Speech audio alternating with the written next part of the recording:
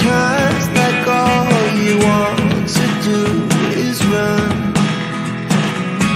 Hear me out, hear me out. If all the things you never show, there are the things I want you to know. Secrets start in your heart to slow. But if you don't want to tell me now, I guess I'll never know. Losing almost all my energy. It's getting hard to talk to you, and I'm the only one who speaks. It's all the things you never show. There are the things I want to know. Secrets start in your heart so slow. But if you don't want to tell me now, I guess I'll never know. Here we go. Oh, hey guys. Okay, and I don't care that I'm wearing the same shirt because this is the one that was on my chair and that's the one I'm doing. But anyways, yeah, so this big article I was waiting for to come out. I knew it was going to be coming out. I just didn't expect that it was going to be coming out like or what time, hey Kent, and then Kent. So Lindsay, she had told me it was going to be coming out. And so yeah, hey Kent, and then you like sent it to me right away. And like 7 a.m. hot off the presses. hot off the presses. And you guys, I am subscribed to the Globe and Mail, and that's where this article is coming out of. And so for people that aren't subscribed to it, you won't be able to see the article. There is going to be, just so you know, the newspaper on Saturday will be having, like, I think it was a front page story on Jack and Lily. So again, the awareness is great. I haven't read this article yet. I've only skimmed through it just very lightly. And so I wanted to do it with you guys. Now, it is 4:05 in the morning here. Husband is sleeping, but I asked him if it was okay. And I know it's 8 o'clock there, but I was so eagerly waiting for this article. So I wanted to say thank you to the Globe and Mail and Lindsay Jones, who's the one that wrote this article for Jack and Lily. And from what I can see, like there's like definitely like a lot of stuff in there. And so, yeah, I'm excited to share it with you guys. So Kent, before we get started with it, of course, wait. Hit the like and share for Jack and Lily first before you do anything, okay? Anyways, Kent, is there anything you wanted to say quickly? Yeah, I might be able to keep up with the chat this morning. I think so, right? We'll see. I put it on 20 seconds. We'll see how that goes on there. Oh, we have a few joining us. Yep, there's people coming in. And again, yes, I mean, no, I haven't gone to bed. I was placing a food order for later today while I was waiting. Well, there goes $400 easy. Anyways, you guys, again, please hit that like for Jack and Lily. If I am talking a little bit lower, it's because it's 4 a.m. here and my husband's like sleeping right there. Okay. So bless him. And again, thanks to everyone for coming in, Jack and Lily. Awareness. Everyone's just trying to find answers to what happened to these beautiful babies. And that's the most important thing, is just what happened to Jack and Lily. But anyways, so let me pull up this article and we'll just start getting into it, okay? So let's see here. Stop screen and share screen. And let me just... Is this the page I'm on? I gotta scroll back up here. Sorry guys, I was scrolling down it really quickly. It's looks like it's a great article, you guys. Okay, so let me hit share. Do you The guys see best what I'm coverage seeing? of the case we got. So you don't see Dolly or Justin waking up at 4 o'clock in the morning. Well, they're not. She's not gone to bed yet, but you don't see them waking up to cover a news story. On there? Yeah, I'm looking so forward to this. Um, but like I said, this looks like a great one. Okay, so um, I'll be on a different page, so I won't be like, I'll have to go to a different page. So I'm not actually looking at chat as we start to read this and stuff like that. So get your coffee, go to the bathroom, do what you got to do. Other than that, we are going to get started. Look at this beautiful picture of Jack and Lily. Remember, that's the one that look like they're going to school. I guess on this particular day, we use that picture quite often. Actually, is that my avatar picture? Is that my Mike says he doesn't sleep. He's yeah? up 24 hours a day. Oh well, then you got me beat then. Oh, but look at that, Ben. Ben's in the house. Good morning. Actually, let me just quickly change the style on that. Do that properly. All right. Oh, this is a long article too, guys. Okay, there's going to be a lot in this stuff. So thank you guys again. I'm going to be on a different page. So let's start.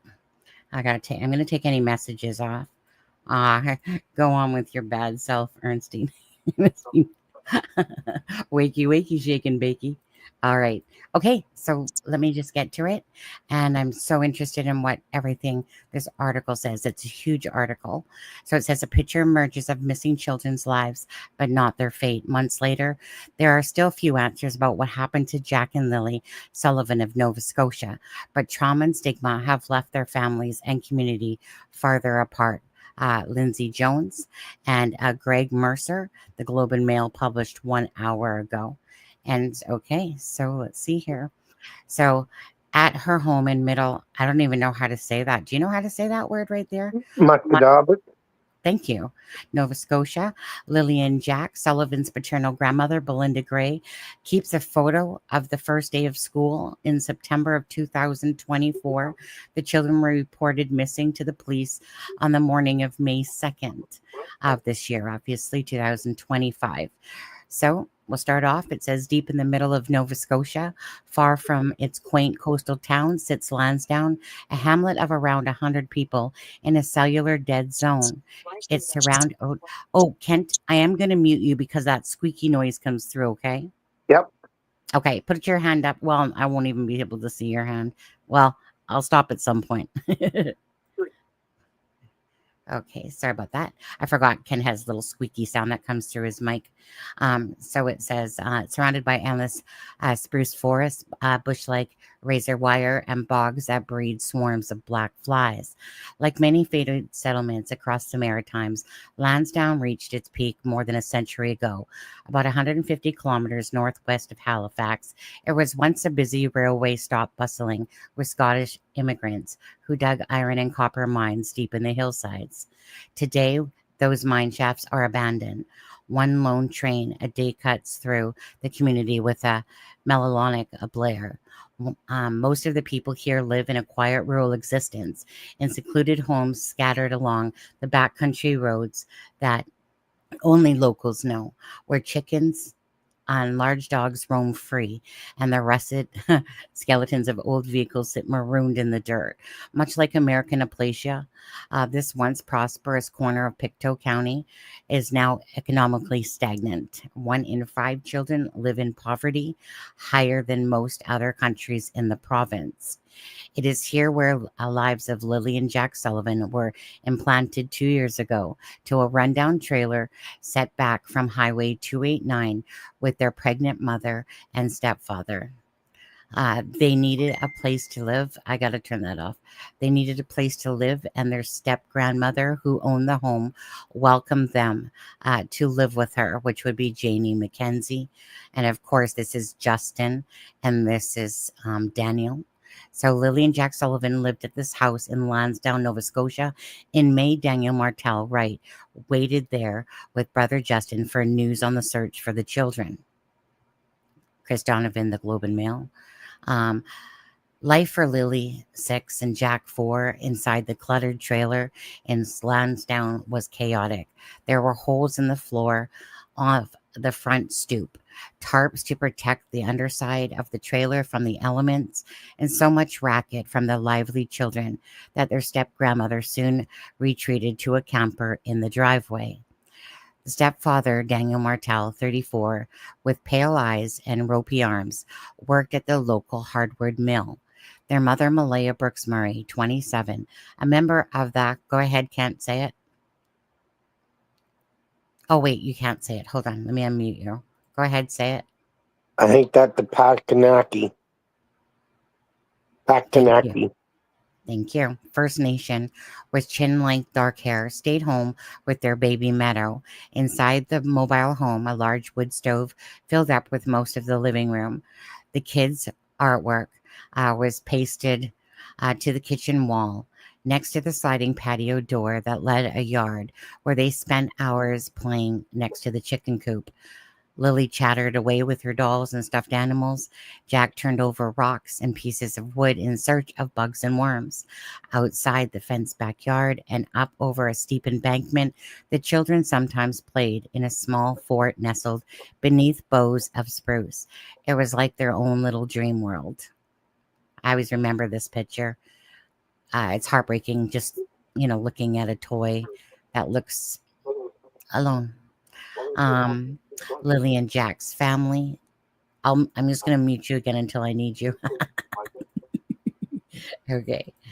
Lily and Jack's family, they played regularly in the patch of woods near their home, where children's toys were still strewn about in the early days of the surge.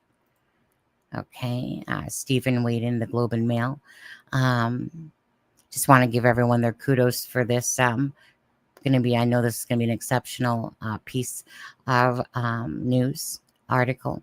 So most days, Lily and Jack hopped onto the bus to attend Salt Spring Elementary, a rural school about 20-minute ride from their home. Jack, smaller than his peers, was strapped in the front of the bus next to his sister. The morning the children were reported missing, the big yellow bus rolled past the mobile home without stopping for a second in a row. Jack and Lily were usually standing by the side of the road, waiting to be picked up.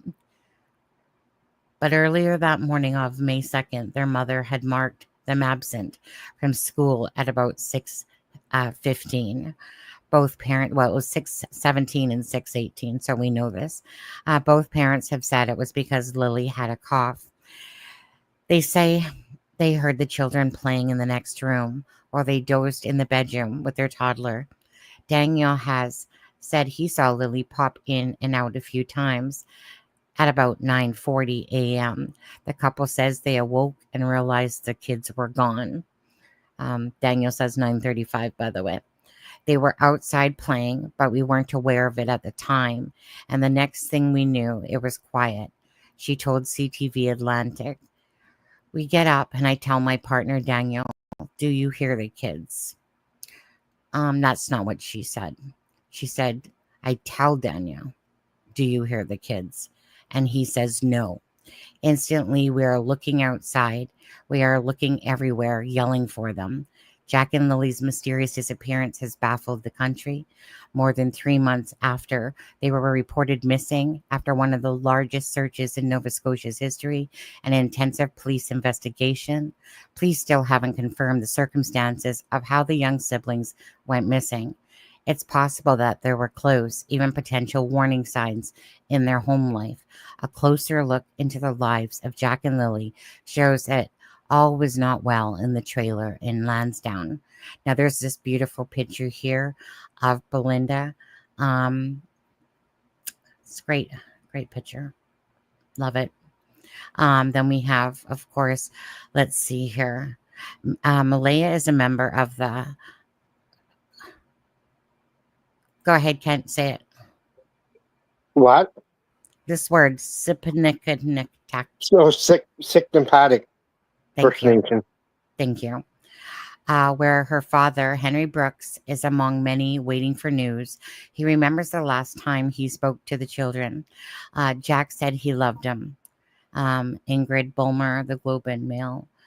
This is, of course, Daniel Martell with 2 pictures of Lily and Jack. Daniel Martell is on stress leave from his job at the hardwood mill. He says people in the community sometimes give him dirty looks, suspecting him of having something to do with the disappearance. Chris Donovan, the Globe and Mail. Okay, so that morning, Jack's blue dinosaur boots were gone. So were Lily's. Oh, I'm going to mute you for a sec again. So were Lily's pink rubber boots and her white backpack with strawberries.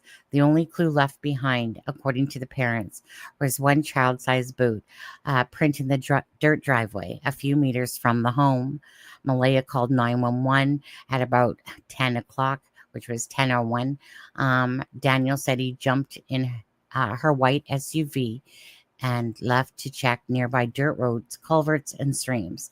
Soon, an army of search and rescue volunteers arriving wearing orange hunting vests. They fanned out, conducting a grid search in the swamp and thick woods around their home. Drones and helicopters scoured overhead. A police dog on a leash with a handler set about the yard. Police combed every inch of the property. They rummaged through the mobile home, reached inside a hamster cage, tore apart a brush pile, unzipped the suitcase lying in the middle of the yard. They opened the top of the dryer at the end of the driveway and peered in the chicken hut. They searched the camper van where Daniel's mother, Janie McKenzie, lives 3 times. Not sure what that means. Lived 3 times. What? That morning, Malaya messaged the children, paternal grandmother, Belinda Gray. I never thought I would run. Sorry. I want to repeat that. That morning, Malaya had messaged the children's paternal grandmother, Belinda Gray. I never thought they would run off on me like that, she wrote. I'm so distraught. Hours later, then still no sign of the children, Malaya floated the idea that Jack and Lily were abducted. Many are suspecting that they were picked up by somebody. She texts Belinda, because there's no trace of them or Lily's backpack. Daniel, meanwhile, was tearing through the woods on foot and wading in streams, telling people he was moving faster than the police helicopters. That day, carloads of family members pulled up to help search. In the mid-afternoon, a non-encrypted radio channel crackled with voices of emergency responders. Families brought us to the location there, not far away. There was a piece of a blanket, the pink one, which the mother says she believes belongs to the daughter, radioed an official. Emergency responders dispatched a canine unit to the site where they seized Lily's pink blanket torn and wound around the lower branches of a spruce. It was about 1 kilometer from the mobile home of the gravel Lansdowne Road where Daniel's father and uncles live. The road runs deep in the back country, connecting the dirt roads that snake further into the wilderness to remote lakes, backwoods dumps, and clear-cut tracts of land. When a police officer asked Daniel about the pink blanket, he said it wasn't Lily's at first. Police began pounding on the doors into the early hours of the next morning. They came to the door of Daniel's father, Earl Martell, a retired tire plant worker who lives atop a hill in a bungalow he built himself 40 years ago. Officers peered with flashlights into the corners of his living room, jumbled with the craft supplies and of Hot Wheels of Daniel's 2 school-age biological children who often visit on weekend. Daniel, right here, Daniel says a child's boot print was found on the spot marked by the blue pipe. Here, a few meters from the camper where his mother lives. Lindsay Jones, Globe and Mail. Earl guided the police into the yard. Did I read this part? Yeah, I did. Okay. Earl guided police into the yard, 2 old campers and a derelict log cabin filled with junk, and to Daniel's older model, a black sedan in need of repairs he couldn't afford. So I guess, yeah, this is inside of the log cabin. And probably, if I'm going to guess, it's this cabin here, perhaps, on there. So it says, police checked Earl Martell's property home to a cluttered cabin and old campers for Jack and Lily in the middle of the night on May 3rd. Lindsay Jones, Globe and Mail. Police also banged on the door of the home of the children's paternal grandmother, Belinda, in the middle. Go ahead, Kent. Go ahead, Kent. Muscadabit. Thanks so much. Muscadabit. Thank you. These words are better known to you on that side of the planet. About half an hour from Lansdowne, they were looking to talk to her son, who had been living there for the last 9 months after losing his roofing job. But Cody Sullivan, which is the father of Lily and Jack, hadn't seen Lily and Jack since he and Malaya separated 3 years ago. He cut ties after she filed for custody of the children. Over the coming days, sorry, Kent's got to mute you again on there. I try to keep it not muted, but these little squeaky sounds come out. Over the coming days, police returned twice more to interrogate him and take photos of vehicles. Through the night, search and rescue volunteers combed the woods, and helicopters and drones that can detect body heat scanned overhead. Malaya was up too, texting with Belinda. I have reason to believe that they may have been taken by someone, she wrote. They should have been found them by now if they were in the woods. The next morning, Belinda set out to help search for her grandchildren. As she drove toward the trailer on Highway 289 past the trail of orange traffic cones, it hurt her where she was headed. Over the last 2 years, Malaya had distanced herself from Belinda. She stopped bringing the children to visit, later explaining that Danielle was jealous and didn't want her going there or giving out the address. The grandmother said that she had never been invited to the house until she showed up to help in the search. Belinda didn't know this was the home her grandchildren were living in, a home that she noticed multiple times on her way while driving to Halifax. Wow, she says, she thought, as she stepped inside to speak to Malaya. Everything she saw, from the junk-strewn yard to the cluttered kitchen, was the total opposite of a neat and tidy woman she used to know. Even though she heard it once before, she needed to hear it again. What happened? She asked. Malaya opened the low rumbling sliding patio door in the kitchen, demonstrating how she assumed the children quietly left the home where she and Daniel were sleeping. Well, Malaya, Belinda recalled saying, you're the mom. You know these kids better than anybody. So where do you feel like they'd go? What would take their interest? What direction would they go? She had no idea.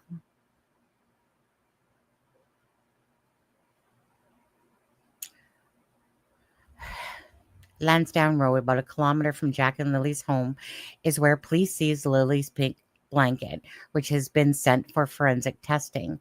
The roads around the children's home wind past an array of rural properties, train tracks, and natural gas pipeline, and a small lake. Steve Whedon, the Globe and Mail. That day, as search and rescue teams tramped through the woods, rolling ankles and plucking ticks from their skin, Malaya stood on the side of the highway in front of the local television camera. It's been raining, and they're probably soaking wet. But with the sun today, I am hopeful that they are feeling warm, she said, swallowing back tears. We're all filled with pain and sorrow, but we just want them found. We want them home. Everyone loves them. She also took to Facebook, pleading for the police to issue an Amber Alert, a national public alert to help locate abducted children. I want my babies home. My children are not shy to strangers and will go with anyone. They don't understand stranger danger, she wrote on May 3rd. Daniel also pushed for an alert telling the Globe that abduction is a possibility, something he said he tried to raise early on with the police, but he said they looked at him like he was crazy. Perhaps it's because the home is so remote where few travel or have reason to pass by. Also, Nova Scotia police require specific criteria to activate an Amber Alert, including a description of the child, abductor, or vehicle, and reasonable grounds to believe an abduction has occurred. In this case, RCMP have repeatedly said they have no such evidence. I have asked them to go to every airport, all the airports, and intake from different provinces, PEI, and New Brunswick, Daniel said, breaking down crying. They will go with anybody because they're because they're undiagnosed, autistic. They will go with anyone as long as you offer them food or water. Say, I'll take you home to mom or dad, and they'll immediately get with them. Pictures of the search. While the search team continued their work from the base of camp in Lansdowne Station, Malay and Daniel Martell pressed police to issue an Amber Alert to look for tips from farther afield. Ron Ward, the Canadian Press. It was late afternoon that Saturday when Daniel and Malaya's relatives began to turn on each other. In the dooryard of the trailer, a discussion about meth in the home led to one of Malaya's family members to hurl an accusation that Daniel must have something to do with the children's disappearance. The charge ignited a blaze of angry words. Eventually, Daniel's mother, Janie, ordered some of Malaya's family members off her property. Just up the road, Daniel and Malaya waited at the search and rescue headquarters for an update from police. It was around supper time when officers pointed out on the maps where searchers had been. Suddenly, Malaya said she wasn't feeling well. She walked out with Meadow on her hip. In the back of the ambulance, Malaya sobbed uncontrollably. Her mother, registered nurse Cindy Murray, at her side. Daniel pleaded with Malaya to speak to her alone, but her mother stepped in front of him. Cindy, get the fuck out of here, Daniel recalled saying. The woman hustled to Cindy's car, strapped in Meadow, and sped off down the dirt road. I love you, Daniel called out to his child through the rolled-up back window. It was the last time the couple was together. After that, Malaya blocked Daniel from contacting her and later changed her Facebook status to single. Belinda emerged from the woods just before dark. It had been 36 hours now since the children had disappeared, and she was considering sleeping in the car to begin searching again at first light. But then she learned Malaya had left Lansdowne, something that had troubled her ever since. If she could leave, Belinda said, her chin quivering in sorrow, then it meant she knew the kids weren't coming back. Daniel was also upset that Malaya left. I've been the only one there for them, he sobbed in an interview. She can't control them. Only I can. They act out whenever she's there. She always gets me to calm them down or to get them to stop fighting or feed them or get them up, put them to bed every night. She's asking me to do everything. It just breaks my heart not to ever see everybody. The day before the children were reported missing, the Mounties say that the children were observed in public with family members. It was the last time they were seen by anyone outside the home. Daniel had said in an interview that the evening before the kids disappeared, everyone was home. He said he spent the evening working on the fence in the backyard.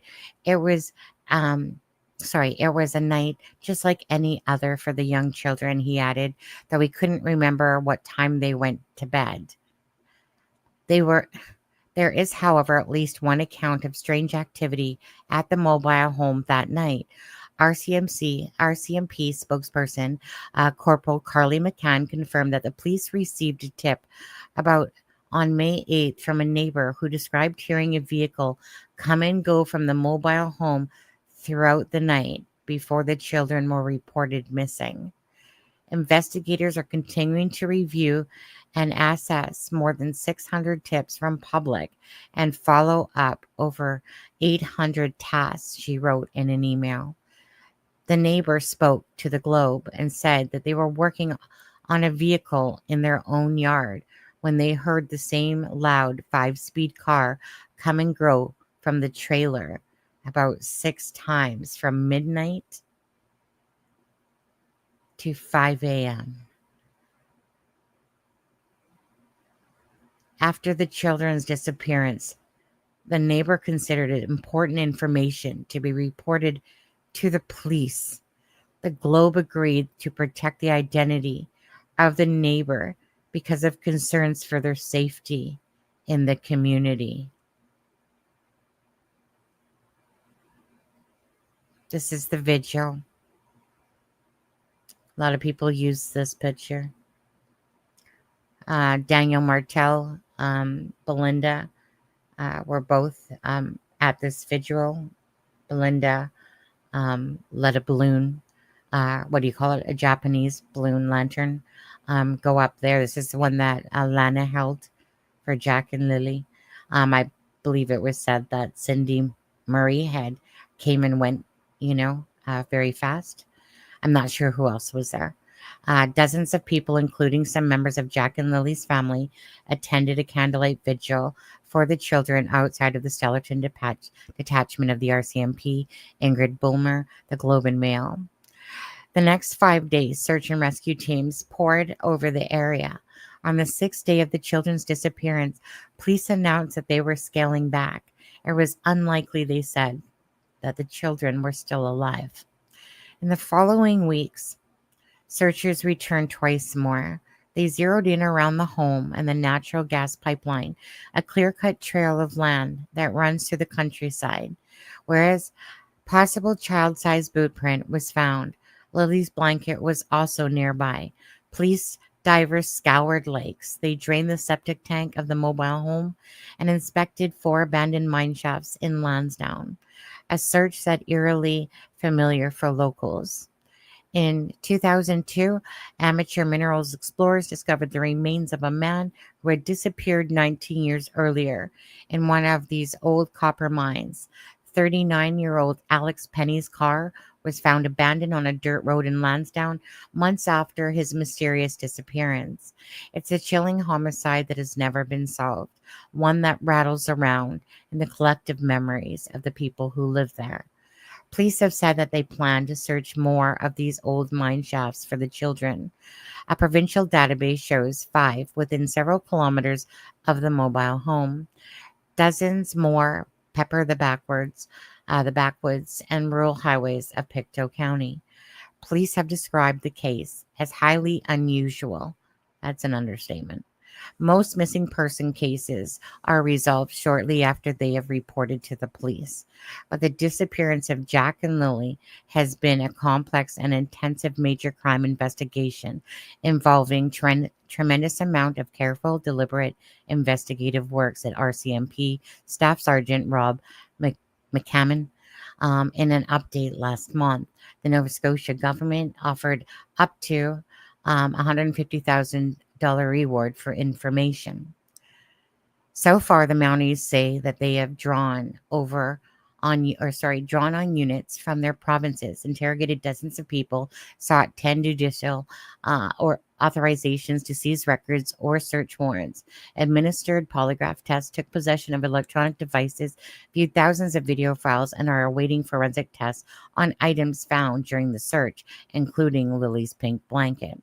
Daniel initially told police and the Globe on May 5th that the pink blanket was found in the woods did not belong to Lily, but he later changed his story in a subsequent interview. He suggested that the blanket was planted, taken from his week-old garbage. He also claimed 2 of his sweaters mysteriously disappeared from his home after the kids went missing. He declined to elaborate further. Behind the scenes, people's concerns for the children's welfare had also raised red flags. A child protection supervisor in the nearby town of New Glasgow rushed to prepare a memo for Deputy Minister Craig Beaton about Jack and Lily on the day that the children disappeared, according to the redacted briefing notes obtained by the Globe through Freedom of Information legislation. 2 weeks later, in the mid-May, another memo about the children was prepared for senior staff in the province's Child Welfare Department.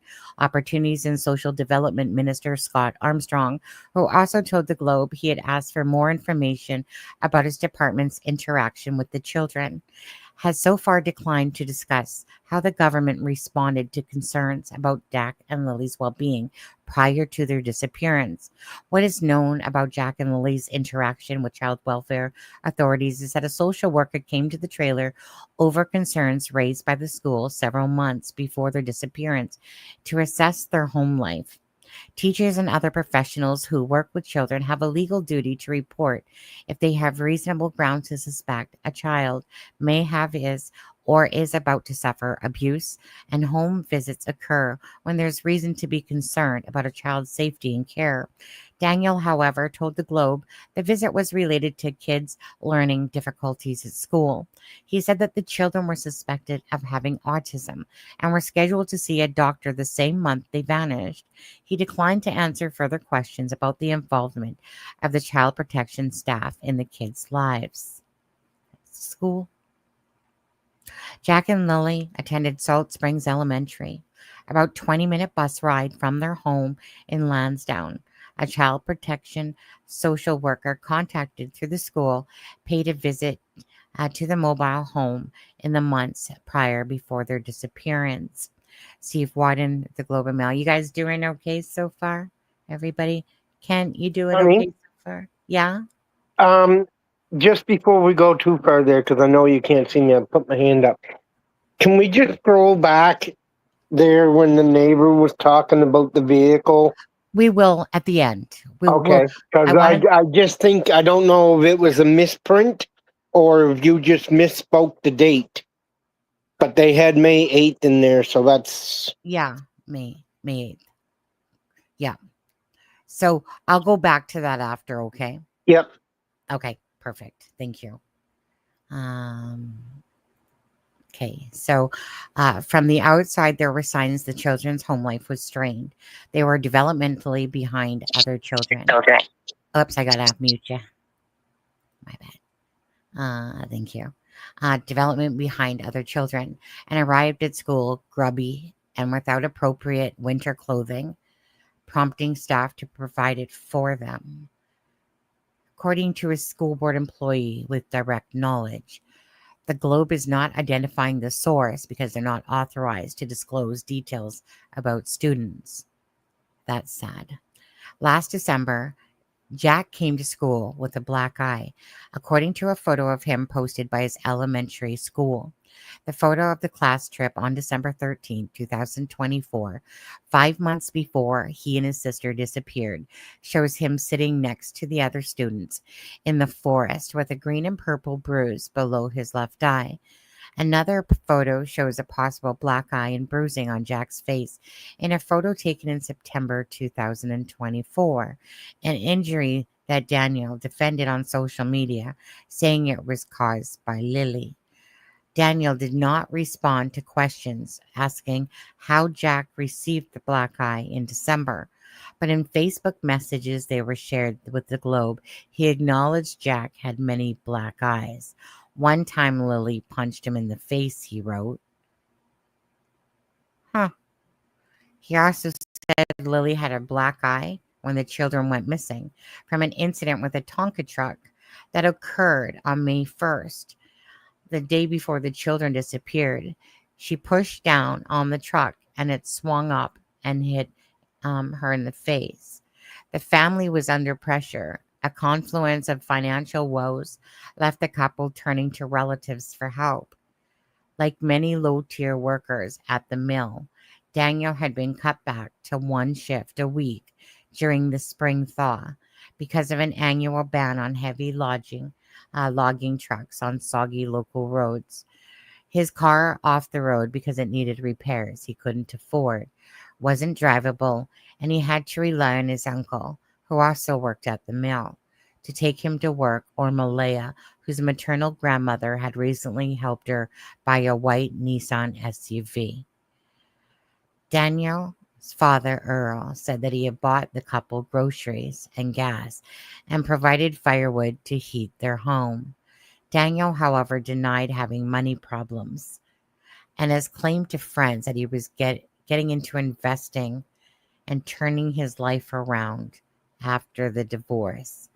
Other means of cash flow have also been cut off. In recent months, child support payments from Jack and Lily's biological father had stopped after he lost his job. Malaya's monthly Canada Child Benefit check, or baby bonus, which was under federal guidelines, would be about $1,900 per month, was halted because Daniel hadn't filed his taxes, which were due by April 30th. I'll stop there for a sec. Salt Springs Elementary shared a Facebook photo of Jack on the field trip last December 13th. His stepfathers said Jack had many black eyes, including the one that caused by his sister. So you guys can see that. I haven't seen any pictures. I've never asked to see any pictures. I personally don't like anything to do with children and anything that even I get accidents happen. Um, but I just don't like seeing pictures of children being hurt. But it's here in the article, and it is what it is. He got his little Carhartt hat on, so that's little Jackie boy, right, Belinda? Little Jackie boy. The struggles didn't end there. Malaya described Daniel as controlling and that she wanted out, writing in a message to Belinda on June 15th that I never wanted to stay there. Belinda wrote back saying she wished Malaya would have reached out.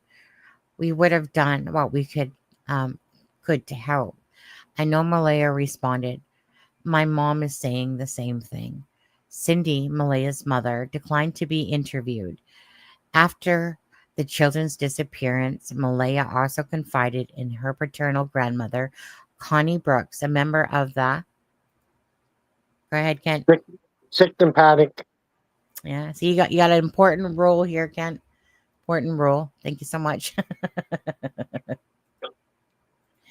Let's see where the First Nation. She described how Daniel would hold her down and talk to her. Or sorry, she described how Daniel would hold her down and take her phone. He was having her, I don't know what you call it, scared. She couldn't go anywhere, do anything, Connie said. That's what she told me, and that's what I told detectives. When she asked her granddaughter about drug abuse in the home, she said Malaya told her Daniel concealed a drug addiction for nearly the first year of their relationship. Daniel did not respond to questions about these allegations, but he has insisted that interviews with the Globe that he's never struggled with drugs and does not have a drug problem. Well, despite that, he is admitted to taking methamphetamines and pretty much everything. He said he recently started attending Narcotics Anonymous 3 times a week and is taking online courses in anger management. Whoa, there's a drop of a bucket. Depression, parenting, child protection, substance abuse, SSI will call it, and violent behavior that are recognized in child protection officials. I have to clear my name for CPS, he said. It's best to do that. And there's Joseph, Henry Joseph Brooks, Malaya's father, and obviously that's Connie Brooks, which would be, I guess, her grandmother. Connie Brooks from the. Hold on. Go ahead, Kent. Sip. Sicton paddock. Yep, still can't say it.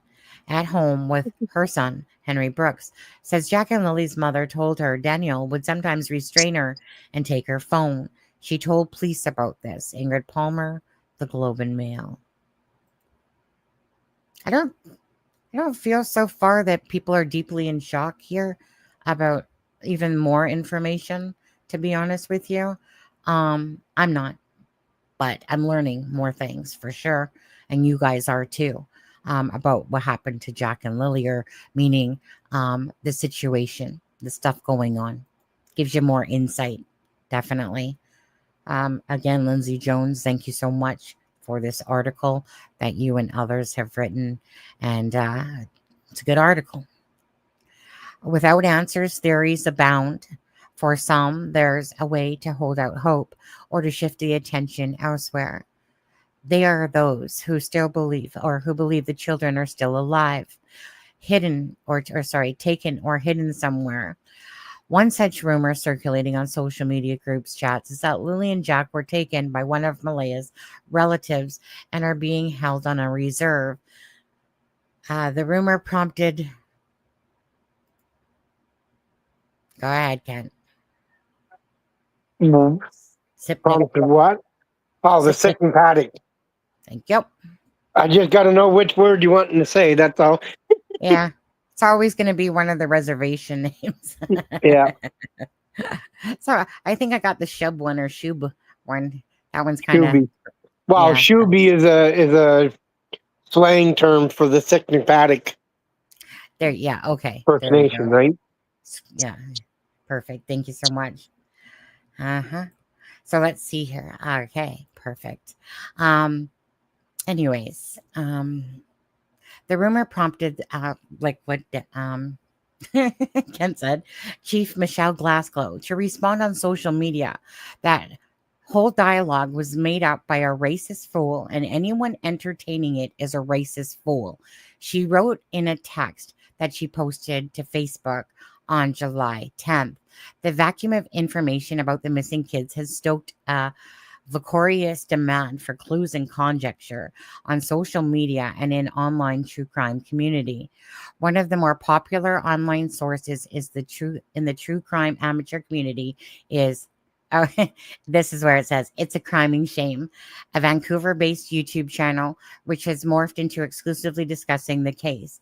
Its live streams about Jack and Lily have been viewed by half of millions for several hours, multiple times a week. Host Sunny Austin invites guests on the show to discuss the case. Hi, Kent, and Jack and Lily. Daniel frequently pops up in the live chats like a whack-a-mole. I use that all the time. She says Belinda has also called in as a guest. Most recently, she presented text messages with Malaya, who, when reached by phone, refused to verify whether the text messages were hers. Well, I'll verify it on there. Appreciate the shout out. Thank you so much, Lindsay Jones, for that. Appreciate that. About bringing awareness to the case and the channel. So I appreciate that. Malaya has also repeatedly declined to be interviewed by the Globe and Mail, saying that the police advised her not to speak to the media. She said she had put her faith 100% in the authorities to find Lily and Jack, on the ground that the high-profile case has also conjured up other drama. Recently, a local online content creator arrived at the home of Malaya's mother, Cindy, under the I don't even know how to say that, auspices of buying a horse trailer. The man surreptitiously recorded a 45-minute interaction with her partner, Wade Paris, discussing the children and posted the video online. That would be Jim Walker, or also known as Tint. In the interviews, the Globe Daniel had said he had nothing to do with the children's disappearance. He said he passed a polygraph test with police to prove it. He laminated the stigma the cases carry over to his everyday life. He's on stress leave from the mill. People stare or give him dirty looks. Whenever he goes out to the public, recently at a used car dealership, he said a salesman snatched a vehicle key from his hand and walked when he realized that he was talking to Lily and Jack's stepfather. His Facebook is filled with direct messages from strangers calling him a sea killer, we'll say. Where are the bodies? He asked. They asked every day. Okay, then. So, well, I mean, if you're not being truthful online and people are watching you, Daniel says he's frustrated with the accusations. Well, maybe the truth would be great then. That would be nice. He faces from strangers about what happened to Jack and Lily, Chris Donovan. Again, you guys know I use their own words against them. If they're going to have inconsistencies and mistruth, I'm going to call it out. We're going to call it out. And we're not here to play games. This is about Jack and Lily, 2 children missing. It's not about him. It's about Jack and Lily. So either be truthful, be consistent, and then nobody, I'm not going to change my mind. But then a Facebook profile that the Globe had previously communicated with Daniel on also appears in social media chat groups, frequently offering up riddles and conjecture that the children were taken by some.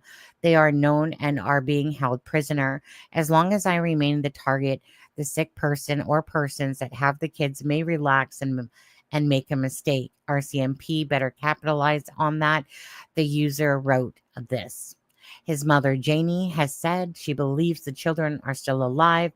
because she says they have never gone into the woods by themselves or wandered off. A self-described hermit. It took her more than 2 months to speak publicly, doing an interview for CBC and releasing voice memos in the public social media chat. 2 hours and 37 minutes, people. She said she heard the children playing in the backyard from inside her camper on the morning they disappeared, and she too believes someone took them. In Malaya's Micmac, I know I got that one, community of, all right, I can't Yes, say this one I'm at all. saying it wrong too, but I'm trying my best. I think Oh, it's yeah. the Drippy is going to tell us the actual. She's going to send us a voice clip of how to say it, but it's the Picnatic First Nation. That's my You know, best try, folks. we're doing our best. Yeah. Absolutely.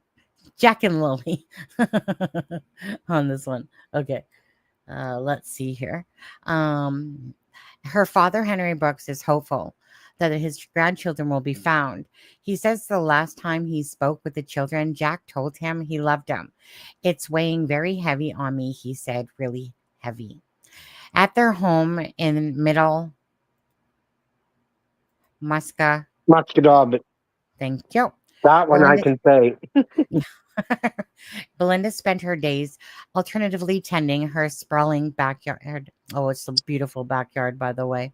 It's her little feng shui. Her little yin and yang and zen, and that it's beautiful. A nice place to relax and just gather your thoughts for sure. Beautiful, beautiful backyard she has. Now let's see here. Where was I? Right here. Um, let's see. He says the last time he spoke with the children, Jack told them. Okay, okay, okay, that's where we were. Her father, Henry Brooks, is hopeful that his grandchildren will be found. He says that the last time he spoke with the children, Jack told them he loved them. It's weighing very heavy on me, he said, really heavy. At her home in Middle, I'm going to try this one, Musquodoboit. Yeah, okay, we're going to leave it at that. I tried, Kent, just saying. Belinda spent her days alternatively tending to her, sprawling back garden and advocating for her missing grandchildren. She appears on YouTube live streams, on social media chats, picking up breadcrumbs along the way that she hopes will lead to Jack and Lily. So I'm just going to take a minute there to say I love you, Belinda. Thank you so much. And Chelsea Gray, I know you're in the chat as well. You are such a warrior for Jack and Lily. I can't thank you enough for everything you've been doing to bring awareness to Jack and Lily's case, joining the live stream, being in Facebook chats, and continuously always advocating for answers for Jack and Lily. So I want to make sure I say that. At her tending, okay, in her blue and white kitchen where Jack once crawled across the laminate floor, and Lily hammed it up in her gardening hats and old eyeglasses. She is resigned to a grim reality. I think somebody there must know what happened, she said about the mobile home in Lansdowne. I don't believe my grandchildren are alive, but to not get answers is like, no, there's answers out there. 2 kids just don't disappear in the morning and nobody knows nothing. So if they don't find answers outside that home, then the answers are inside that home. In my opinion, these children are not being hidden. That's absolutely ridiculous. And the timeline does not equate for that. I'm going to say that to make sure that whoever hears this podcast today, whoever hears it, that they know that the timeline that they have used out of their own lips and words cannot make sense, that someone came in with a vehicle, took those children during their own timeline. I'm going to make that loud and make that clear. It's preposterous. In hindsight, she says she wishes she would have pushed harder to see the kids. To see Lily on her birthday in March, looking at the photos of the children from the past 2 years, she noticed they looked thin, possibly malnourished with dry, cracking lips, something she says she might have picked up on had she seen them in person. And it makes her wonder about the other adults in their lives.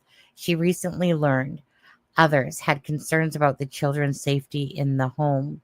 She also wants to know what child protection social workers knew prior to Jack and Lily's disappearance, whether they suspected that the children were abused, and what was being done about it. I hate to say it, but every one of us failed them, Belinda said. We all failed these children. Another beautiful picture Belinda's holding up. Darren Calabrese, the Globe and Mail. And okay, you know what? I guess that's the end of it. Kent, I will unmute you here now. I will go back up to that part that you were talking about. Um, that was a great article. Great. What did you think about this article? Yeah, well written for sure. Lindsay done a. For anybody that doesn't know, Lindsay, what's her last name, Sonny? Lindsay's? Shoot.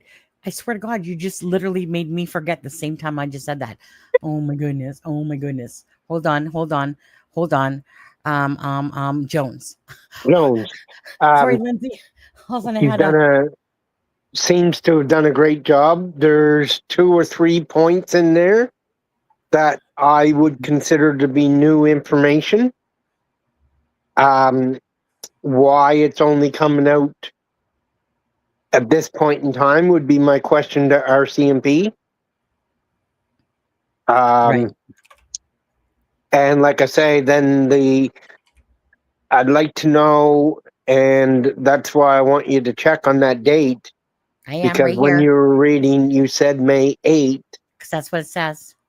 Okay, I will be confirming with Lindsay to see, because that's the week after the kids went missing. The kids went missing on May 2nd. So that would mean that it's not the Thursday night Hey, Mike. before the kids went missing, people. So I know we all jumped and said, oh, well, there we go. It all happened Thursday night. But if that May 8th is correct, and like I say, I've been talking to Lindsay before this article come out, as well as Sunny, because she was trying to make contact with Daniel, and she knew that I was in contact with him. So she got me to relay a message. So I would like to know if that's the date, or is that a misprint of the date, like a typo? Like, Right. exactly, Reno, because that would make a big difference. Like, if it was a week later, it might not even have anything to do with the kids. But if it was May 1st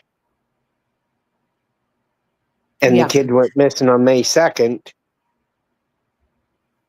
I think we have to check that out, Sonny, Let me and get reread back. that. Let me reread that paragraph, okay? You just sweet, you little meowing all of a sudden. Don't think so.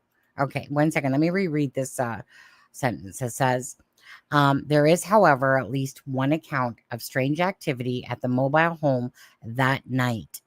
RCMP spokesperson Corporal Carly McMahon confirmed that police received a tip on May 8th from a neighbor who's describing hearing a vehicle come and go from the mobile home throughout the night before the Okay, so children. they received the tip on May tip. 8th then. Correct. So the neighbor was saying that it was happening the night the children went missing. Okay, that reads better and that corrects it. That's where Yes. so the tip was received May 8th. Yeah. And I will, and like I said, I'll go back. Let me just finish that blurb. I think that there's at least, I'm gonna say about at least 6 or 7 or 8 things here that Yeah, I I was thinking between 6 and 8. Not necessarily, a couple of them might not be totally new. right. But they're more detailed for sure. Mm-hmm. And then, Now, like you say, there's at least another half dozen uh, points of info that were not dated before. Yeah. I want to say, let me just quickly stop this. There's only 153 likes, and there's 394 people, 400 now, that are We've got watching. 400 people joining us for breakfast. Yep, there's 400 people watching this, you guys. I am subscribed to the Globe and Mail. That's why I'm able to share this with you guys, because there's a ton of you people that would not have had access to this. I haven't gone to sleep yet. It was 4 o'clock when this live started. I think that those people that are watching this information, because you guys are hearing it here first, that you guys need to hit that like and share for Lily and Jack. That's why we're here. And this is probably the most explosive news to me In a while. in a while. Like, I mean, there is something very clear standing out about this whole situation. Absolutely. And and I don't believe I'm wrong when I call a spade, right? But I'm going to finish reading off that. But let's see if you guys can hit the likes. Come on now. Right? Chelsea's in the house. Belinda's in the house. Mike Damon's in the Well, house. I admit I'm in here, but I don't know if I hit the like on the way in, and I can't until I'm on my way out. I still trust you. Well, let's see here. Okay. We got up to 172. It's a start, people. Come on now. Just 400. think, people, you're going to be able to go to the other channels today and say, Yeah. forget what you said. You got to go check out this new article. We have breaking news. Like some of this stuff confirms people's beliefs on certain things. Oh, But yeah. like we say, there's a good half a dozen points in there that Yeah. going to make I you don't think. know. Well, hold on. Let me, only because I'm doing this now and Belinda knows. Belinda, how are you doing? Did you want to join us up here and say anything? Let me know in Messenger. I'm 100% good with whatever you say, right? But I'm always wanting to give her, if she happens to want to come up here and do a platform, and say anything about this or not. I'm totally, so just don't feel like I'm ever calling you out. I'm just asking, and I expect a yes or a no answer. I always just want to give her the option because this is a big article.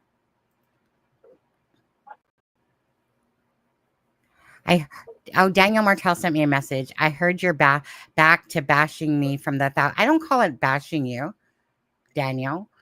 I mean, Daniel, you need to read this article, dude. You need to read this article, dude. I told you, Daniel, I'm using your own words against all of you, right? So if you're going to say something and I'm going over a timeline and you're putting all this grandiose to it, right?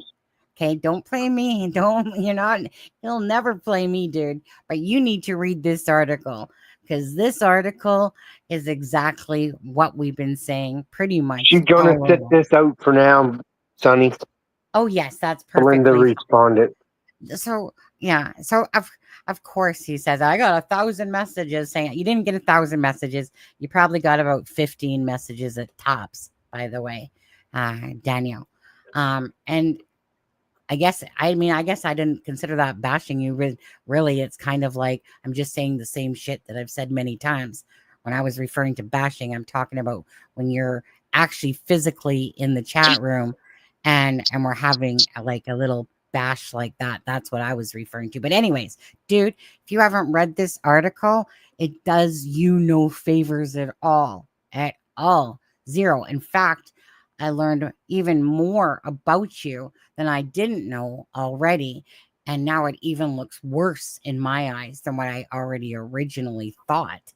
That's how I'm feeling about reading this. I'm feeling that, when I again come from an abusive relationship, controlling one. So hearing some of this but it's not about that. It's about the kids.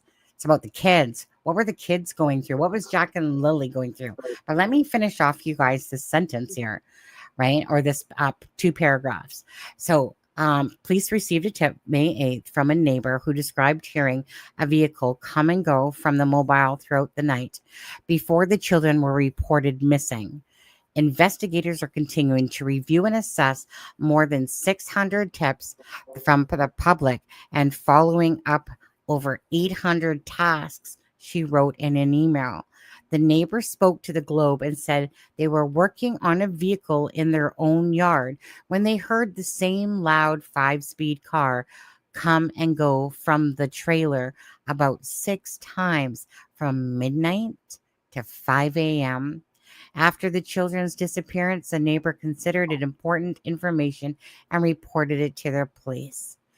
Yeah, if we could just hear more about that part of the timeline, that would be amazing, right? About this whole 6 times from midnight to, and then someone said that Wade said that they got a call from Cindy, and it's something that I didn't remember if it was said in that video of Wade's about Cindy getting a phone call at 12 o'clock at night. Telling you right now, this timeline, it's squeezing. The information is squeezing, and the truth will come out for Jack and Lily. You know, It'll be interesting to, with these few new points here, if sometime next week the RCMP feels that they have to put out a little bit more. Like, the last time the RCMP gave an update, I believe it was because it was in response to some public information out there. So I'm wondering if this will create the same effect. sorry, Kent, my bad. I was too busy typing to Daniel, telling him about that this article is way worse than anything I probably said. Truth bombs. A lot of truth bombs here. So, sorry, what were you just saying to people? Well, I was saying, like, the last time the RCMP gave an update on July 16th or 18th, it seemed like that we had some credible new information coming out by the public, and the RCMP made a statement and released a statement because of all the uproar. And I think at that time the main thing was about the pink blanket. So then they come out with the statement and said that they've sent it off to forensics and whatnot. And I'm just wondering, with the 6 or 7 new points of info that are released here, if maybe we will get another statement of release next week. I'm hoping. In response to, because I can see once everybody wakes up, because they're not committed. So, and like I say, most of the other channels wouldn't know that this article was coming out. Sunny did. So she had a little bit of an inside track there. I'm joking, people, when I say that the other ones aren't up covering it. I'm sure this is going to be the news. It'll be broke down. It'll be discussed. It'll be picked apart. It'll be scrutinized. I'm sure Mike will be going through some of the statements made by the reporter and whatnot. So I think for the rest of the weekend, this is going to be huge. He probably right. is. Yeah. And then next week we should be like, is that going to create pressure on the RCMP to, like, because it'll be 3 weeks basically, going into a month, depending on the day that they were to make a statement. Yeah. Are they going to feel pressure to come out and give us a statement on responding to this info, right? Absolutely. And I'm just going to say this again. To me, not only is this huge, to me, And definitely Mike's going to be tackling this one for sure. Of course, I'm sure Deception Detective is as well. And, but this is going to be huge news for everyone that's waking up today. And it's given me even more. Oh, it gave me a ton more insight. And you know what? This is sad. This is so sad because at the stake of all of this is Jack and Lily, two beautiful children. Let me just actually go to their picture because that's Yeah, it gives us, and I think like in the last few days, you've heard different people talking about. It would be nice to know a little bit more about the life of Jack and Lily beforehand, before anything happened or what happened. And this gives us a little tidbit into some of that, which most people would feel bad for. There we go, right here. This is the one that I wanted.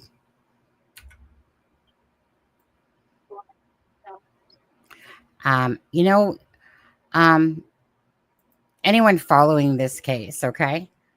Again, I'm just going to say this personally. There is no place in the timeline that they gave that would even equate to these children being put in a vehicle and being hidden somewhere. You guys can use your own thoughts and own brains and still believe whatever you want to do. But Jack and Lily, they need answers. One way or the other, these children need answers.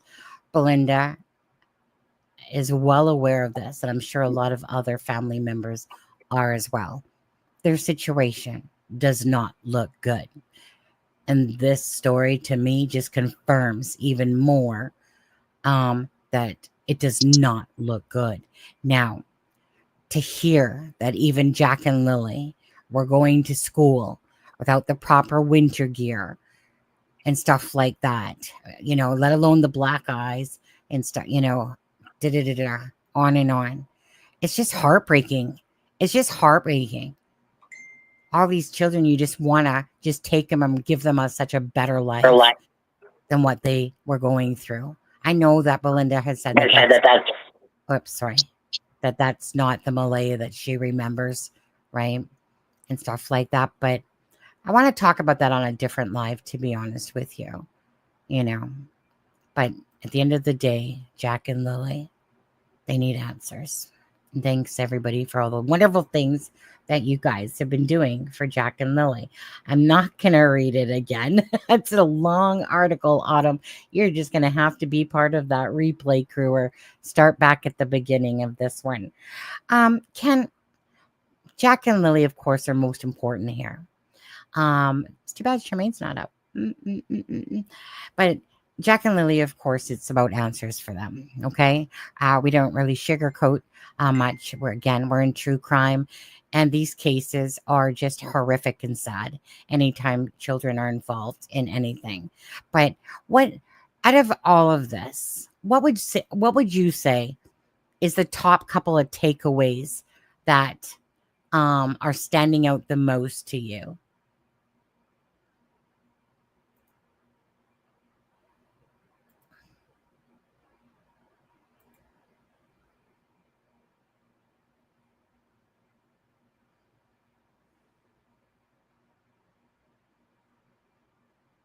Mm-hmm.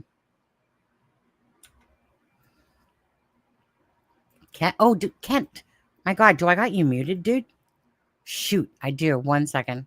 My bad. I'm so bad. Go ahead, Kent. Yeah, you got me muted.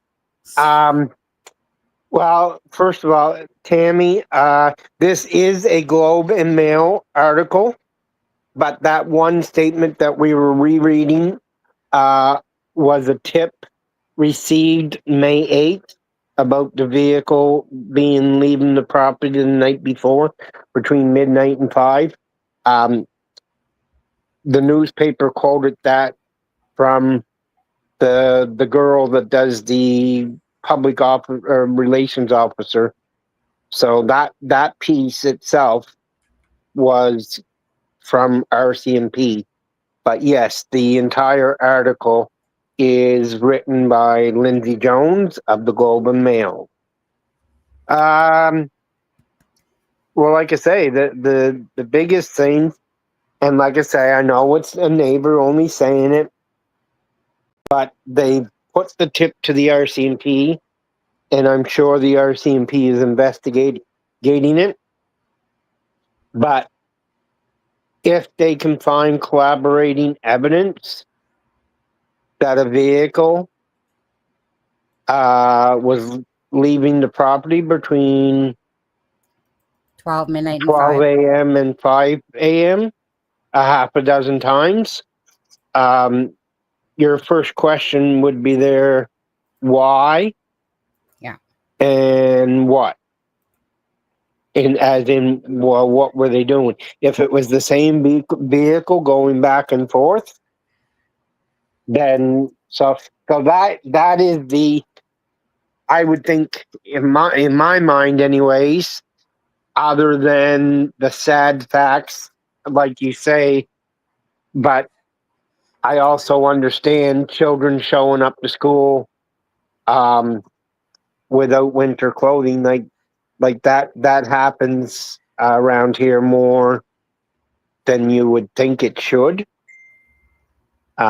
Hats and gloves, I would think being, and maybe ski pants. I would say ski pants would probably be the biggest piece of winter clothing that children don't have, and they acquire it through the school somehow, through donation programs or whatnot.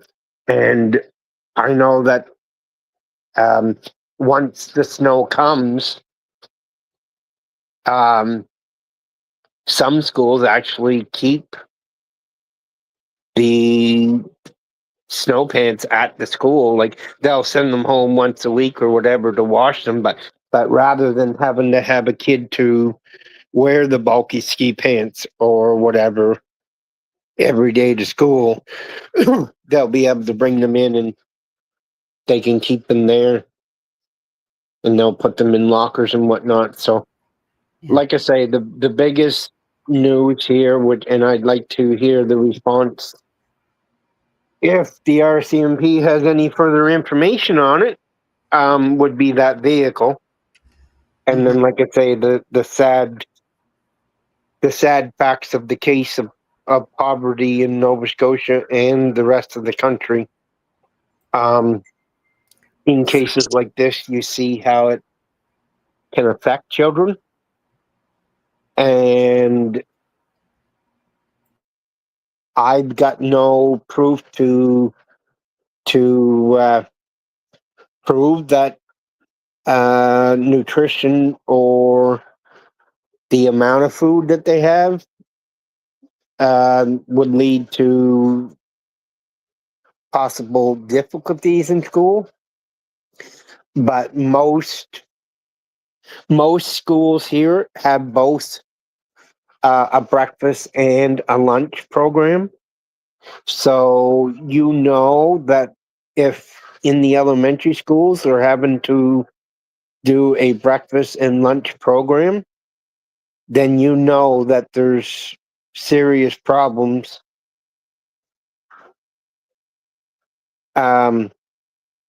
of kids showing up without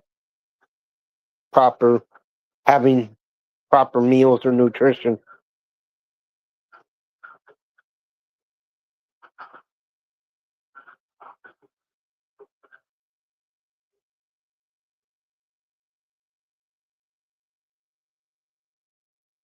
Did she leave me?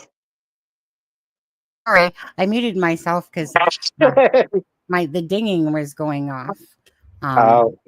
Daniel was been messaging me, and I'm just was trying to read what he was saying there, but I'm just like Jack and Lily. This article's huge. It's huge. Yeah. It's huge. I can't even express that enough. It's huge. Truth. That's all we want. The truth for Jack and Lily.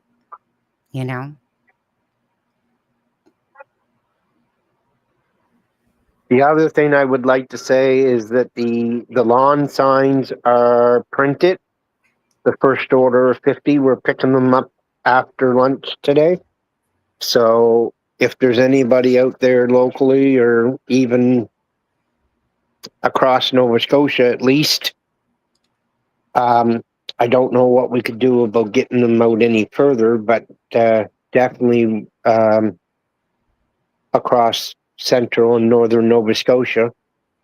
If you're interested in one, they're $20, and we will try to get you one. I can hear him just fine. Maybe you need to go out and come back in, Auntie Ree. I can hear him just fine. Justice for Jack and Lily. You know, it's coming. It will come for Jack and Lily. I don't think it's what we're going to want to hear. I don't think so. What do you think? Are you still on the fence that they're hidden? Just to ask you, are you still kind of? I know that you're hopeful. Yes, like I say, I have to believe if I want the children to return home alive, and when I say home, return to public, because I don't know when they would go home to the home situation with Malay.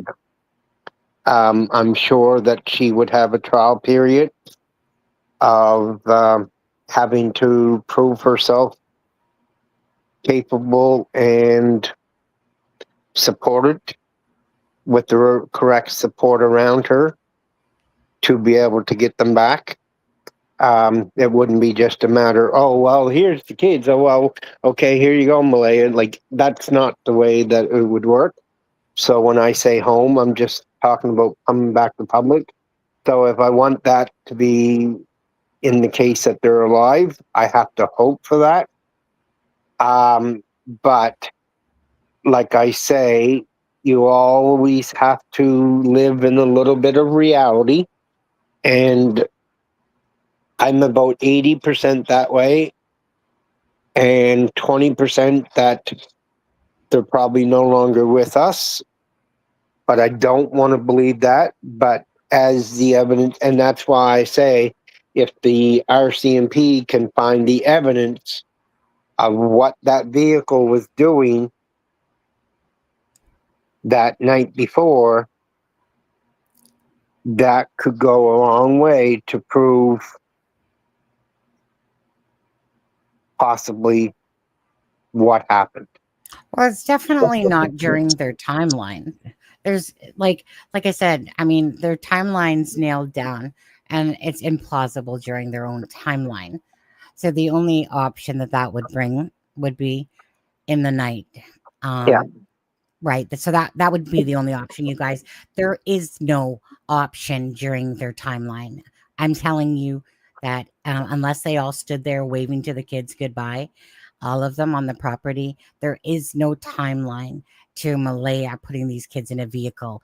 Anyone who knows the timeline knows this, knows that it's not possible. So the only timeline that would be available would be during after 3:11, at some point to in the middle of the night.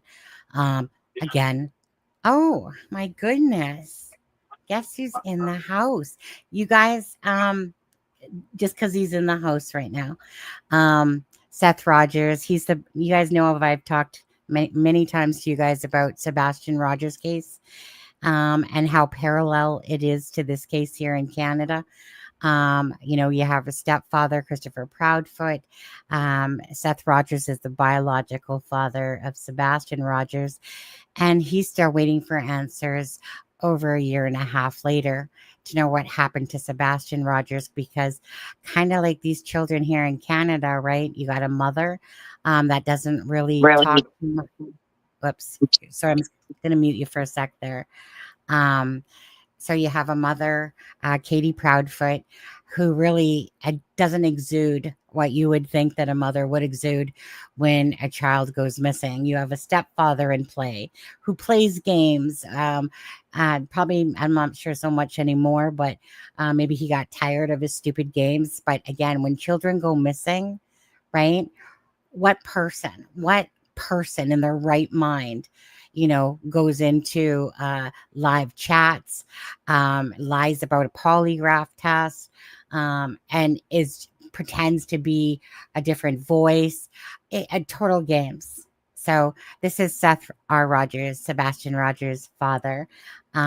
He is diligently, if anyone wants to ever watch a person that shows the epitome of how a biological father, well, in this case, he's the biological father, acts. It is this father right here. He has been relentless in his pursuit for answers for his son, Sebastian Rogers. Sebastian Rogers, well, hold on a second here. You're going to have to give me a second here because, it's nice to see that. This is out of Hendersonville, Tennessee, you guys. So just give me 1 second. I've done multiple videos. Actually, in fact, I feel guilty, Seth, that I haven't been covering Sebastian Rogers as much. Well, definitely more than, I'm just guilty of it, Sebastian Rogers. But I want to show you guys, for all of you guys that don't know, again, it doesn't matter that we're in Canada. Everyone has friends around the world, and it makes a huge difference, okay? So which one I'm going to grab this one. Do I want to grab that one? Just trying to, Dog the Bounty Hunter actually has kind of put his name to this case as well. Let's see here. Just trying to find. Okay, I'm just trying to figure out which picture I want to pull up here. 1 sec, guys. All right. I'm just going to pull up this one. 1 second. Oh, come on, Facebook. I hate Canada's stupid rules with freaking Facebook. But let me grab this one then. On this one. All right. So Sebastian Rogers disappeared in 2024 on February 25th is when he was last seen. Other than that, the mom claims that he disappeared sometime between 12 and 6 o'clock in the morning on this one. So you guys give big hugs to Seth Rogers. He's been waiting a year and a half to find out what happened to Sebastian Rogers. This is Seth Rogers right here. That's Sebastian, his son. Sebastian was 15 years old when he disappeared. He's now 16 years old. His birthday's on December 7th.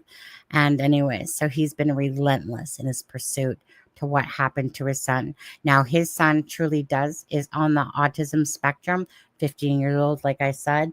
So again, Seth, don't worry, Seth. I'll be covering Sebastian still. I know. It's what happens, right? I know there's still some people covering it and stuff like that, but this is a very eerily similar case. I kind of find that it's a lot parallel to the case here in Canada. So yeah, thank you guys for all your love and support for Seth on there.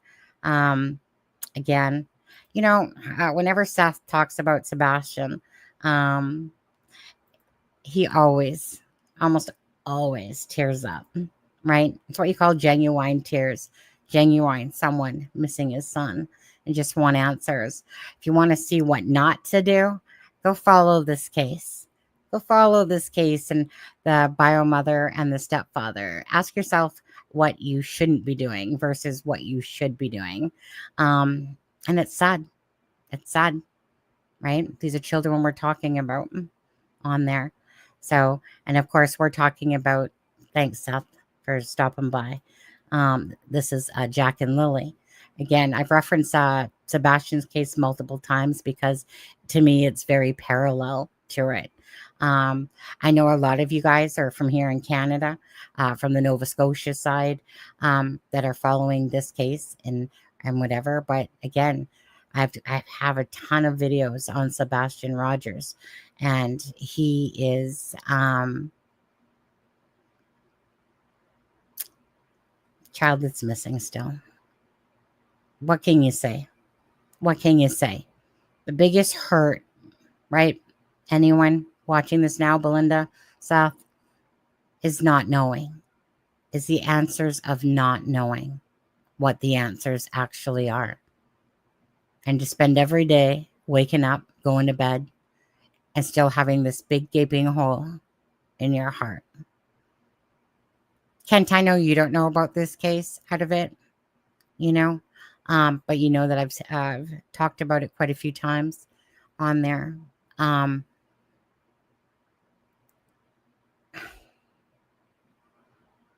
Don't you agree? Yes. You know what? Thanks, Kate. Thanks for becoming a member. You know I desert you, Rickroll. We just like hearing the song, so thank you for becoming a member. Let me grab Seth's YouTube channel, by the way. Let me do that. Kent, go ahead and speak for a minute if you don't mind. Oh, wait, you're muted. My bad. There you go. You're unmuted.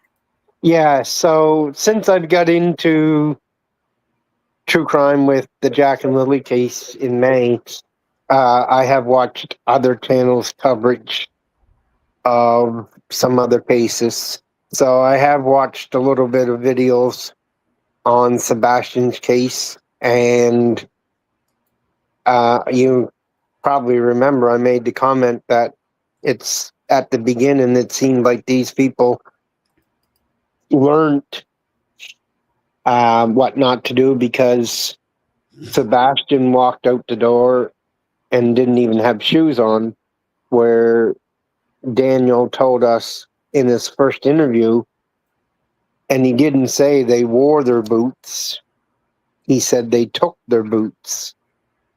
Mhm. So look at that as you may, but it's sad, like you say, children don't, well, humans just don't disappear without a trace. Nope. And children, it's a lot harder because an adult can go if they've got the right skill sets. I don't know how long they could do it, but they can basically disappear off the face of the earth for a certain amount of time if they have the proper skills and assets. But children don't have those assets and don't have those skills. Mhm. So they're left to their survival dependent upon other people. Mhm. And when you have a case that they Thanks, Kate. they've disappeared because of somebody else. Yeah. However it happened, we don't know yet. Hopefully we get those answers. Mm, But it's because of somebody else. absolutely. You know, and again, yeah, if you guys don't know Sebastian's stories, it's eerily similar to this case here. That one's out of Hendersonville, Tennessee. You guys want to talk about having cameras and doorbell cameras and so much more, cadaver dogs even, and the cadaver dogs could not leave the property. You know, it picked up a scent, but it was just the scent dogs picking up a scent and stuff like that. But if you guys, like I said, I just would never want to ever, ever, ever, ever be in the shoes of any of the family members for Jack and Lily's case that have had nothing to do besides want answers. And same with Seth Rogers, you know, been in over a year and a half. Like I said, it was February 25th of 2024. And look where we're at now. And still no answers. And that case, you guys, has cameras. Like there's so much footage. It's like a magic carpet ride happened, right? But we know that a magic carpet ride didn't happen. Something happened with Sebastian Rogers. You know, why is his mom acting strange? Why is Christopher Proudfoot bullshitting people and doing this weird shit on YouTube channels? It's crazy, you know.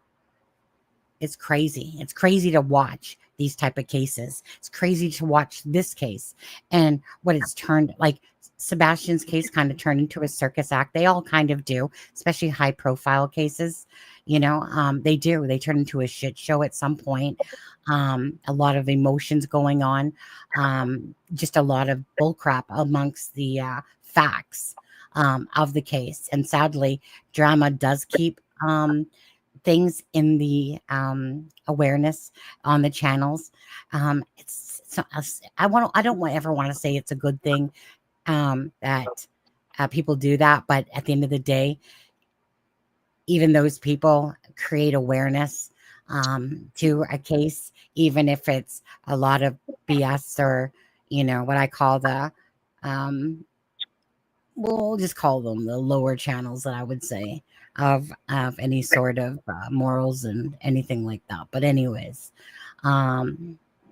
yeah, so sorry to hear that, Seth. I know that I've watched a couple of your lives and stuff like that. I'll cover Sebastian still. Don't worry. He's in my heart still. You know, I was always sharing his picture. I've been guilty of not doing that anymore. I'm not going to lie. You guys, because Seth's in the house right now, and to bring awareness to Sebastian Rogers' case, I'm just going to quickly play. You guys know how we have a tribute video for Lily and Jack. So I think in honor of both Lily and Jack and Sebastian, I'll do this. Okay. So this will be Sebastian and this is his awareness. Okay. Again, please stay, pay attention. Again, go to Seth's YouTube channel, learn about this case. It's so eerily similar. It's crazy, but let me play this.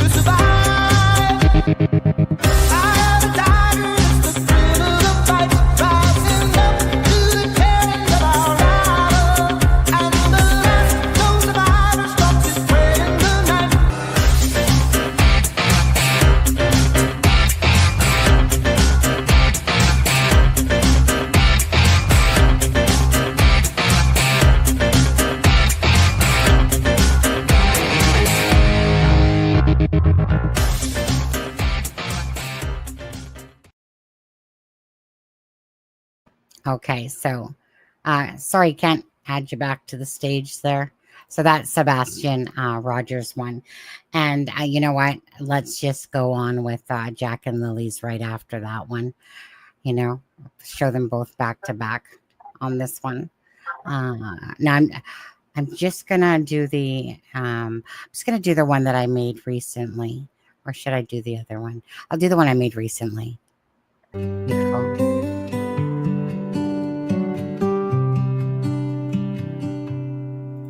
In the quiet dawn of a May morning, two little hearts went out to play. Lily's laughter, Jack's small footsteps vanished with the breaking day. Come home, Jack and Lily, we're praying for your steer. The woods are deep and silent, but our love will draw you near.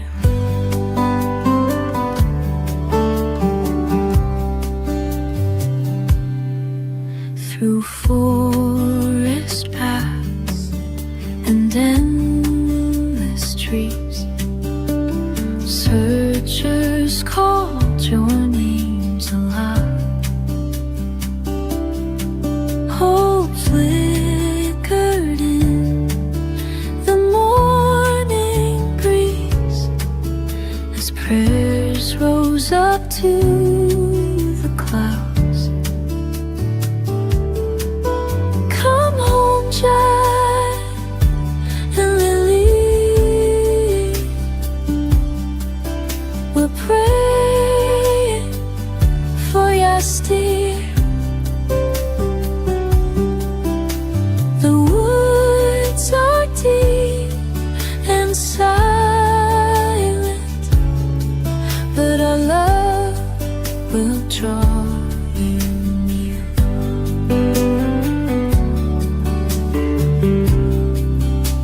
The sun sets over Pictou County, stars shine with gentle grace. The community holds a vigil, longing for your embrace. Come home, Jack and Lily, we're praying for your steer. The woods are deep and silent, but our love will draw you near.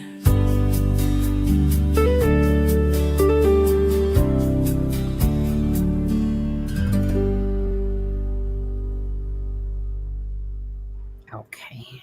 Of course, that's, I don't know why I got that in there, but whatever. So of course that's Lily and Jack.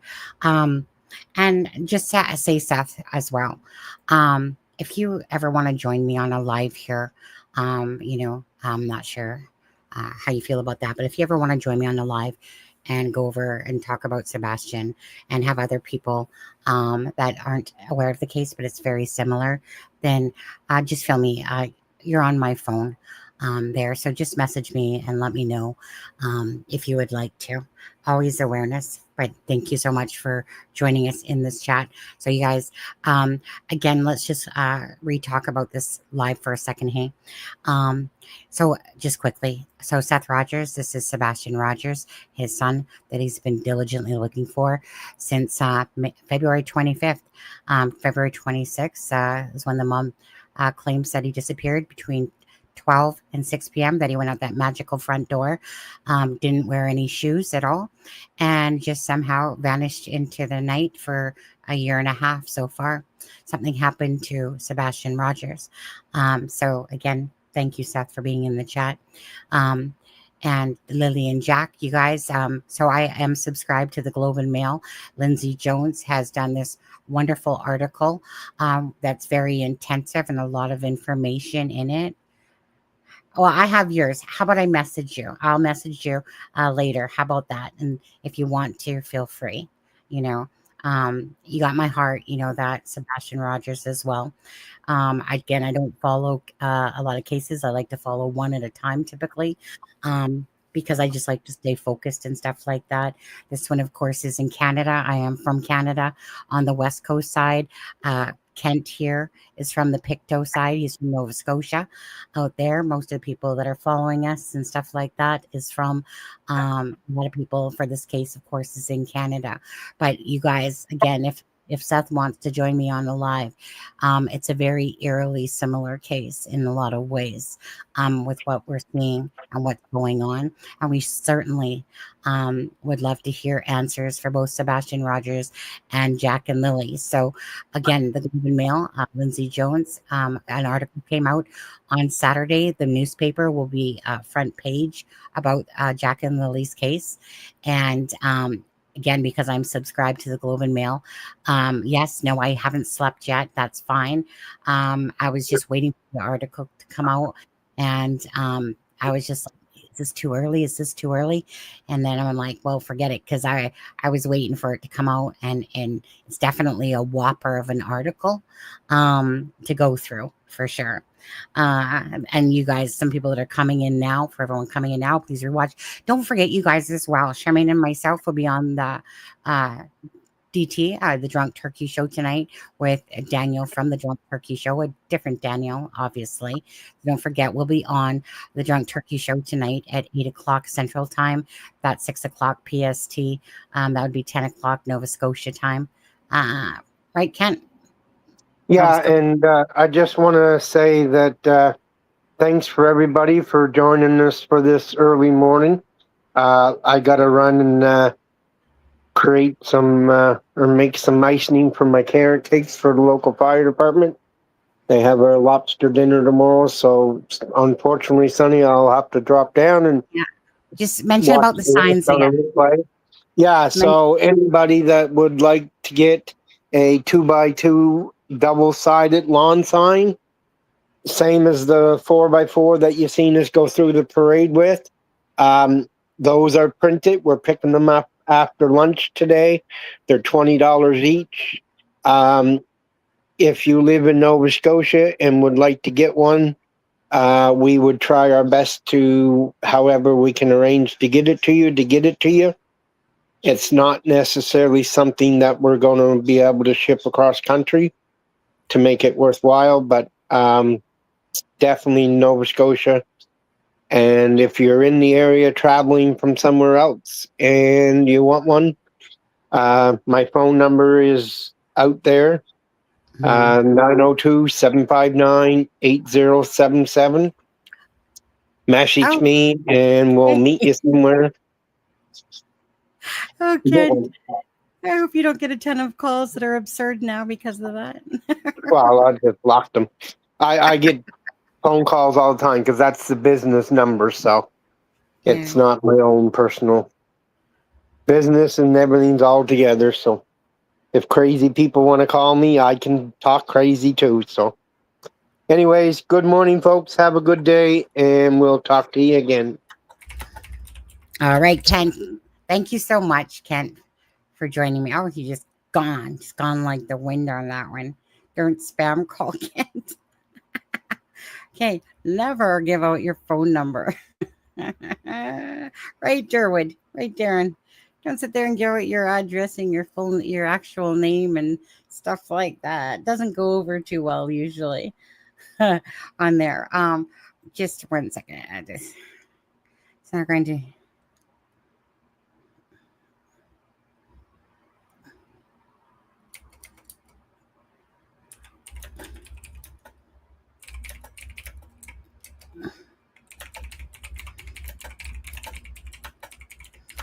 Wait a second there. Okay, you guys. So again, let me just quickly go back to this article.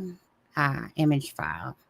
Nope, I don't want an image file. I want to share screen on there. Stop screen. Share screen. Okay, so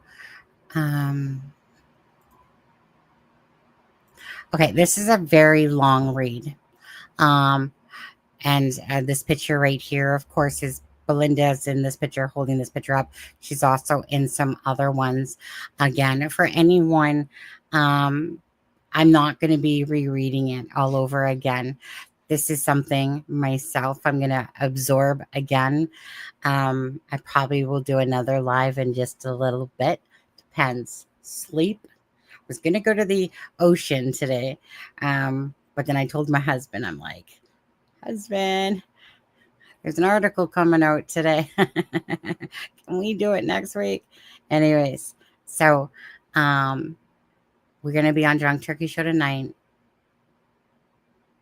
Yeah. This was this one, there was a lot of stuff in this one. You know, there's a lot of stuff. It's going to be a lot of stuff with this one. I got to see what you guys are saying. Let me go to you guys. Love you, Aunt B. Sending thanks for everything you do and bringing awareness for these babies.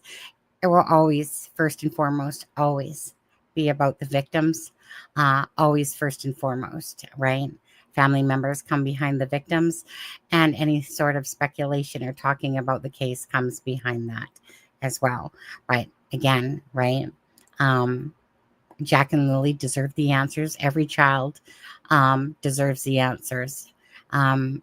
Every family member out there that has a person out there, like I said, just put yourself in their shoes. Put yourself in those shoes of people that some people, like, you know, look at John Bonet's case, right? Yeah, 27 years or 28 years now, you know. Some people just, some cases might not get answers. Some cases are solved 50 years later, all because of DNA and testing and stuff like that. I truly hope that, no, I believe this case is going to have answers. I don't think it's going to be this long going case. You know, I mean, Sebastian Rogers, you thought for, you know, first day, you're like, wait, why is he hiding? Did he leave? And stuff like that, right? Same with Jack and Lily. You're just thinking, okay, well, you know, the kids got out. They're kind of just, you know, they'll be found, be brought back home. And sadly, that's just not the case on this one. Yeah.